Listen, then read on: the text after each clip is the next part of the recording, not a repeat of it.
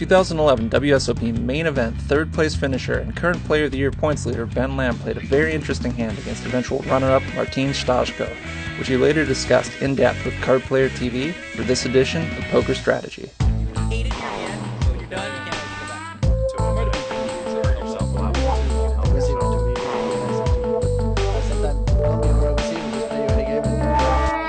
With blinds of 500,000, 1 million, Staszko was the shortest of the four remaining players with roughly 28 million, and Lamb was the next shortest with 42 million. Staszko attempted to raise from under the gun with the 6 of diamonds, 5 of clubs, but he did not put out enough and his bet was deemed a call. Lamb checked in the big blind with the 4 of clubs, 2 of clubs, and the dealer put out a flop of king of spades, 8 of clubs, 8 of diamonds.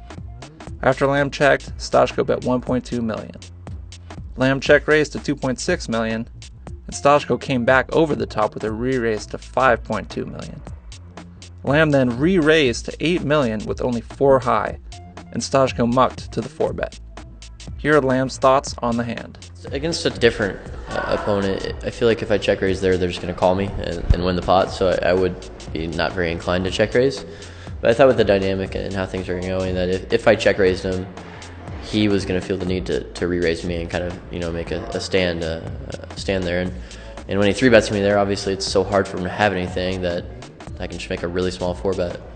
And he's just going to have no choice but to fold, It's really hard to make the 5-bet there, even if he thinks I don't have anything, I don't know if he's going to be able to 5-bet me. So, Card Player TV asked Lamb if the bluffing and re-bluffing in the hand had a lot to do with the texture of the board, with 1 high card, pair of middle cards, and no flush or straight draw on the flop. Well, I mean, once I check raise him, he's never gonna re-raise me with a king. He's gonna call a king for sure.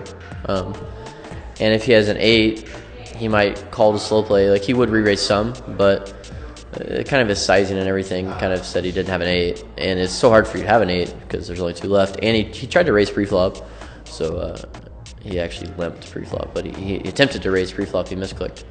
So it's kind of hard for him to have an 8 in his hand. I guess it wasn't that hard because he had 5-6. So, I guess it'd be likely to have an 8.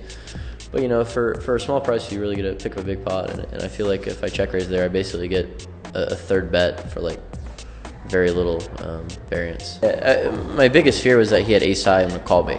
I think if he has less than ace high, he's gonna raise nearly every time. I just can't imagine, him being the player he is and him what he thinks of me, that when I check raise him on this board, how can I have anything? It's so silly for me to have something I have to have an 8. And I feel like when I check raise him, he's just not going to stand for it, and he's gonna have to raise it. And as you said earlier, just can't have anything. So in a way, you almost forced him into having to bluff, knowing that you could then come over the top of that bluff. I mean, yeah, in a nutshell. Truly a very impressive play from Lamb, demonstrating aggression and great hand reading skills. Thanks for tuning in to this edition of Poker Strategy, right here on Card Player TV.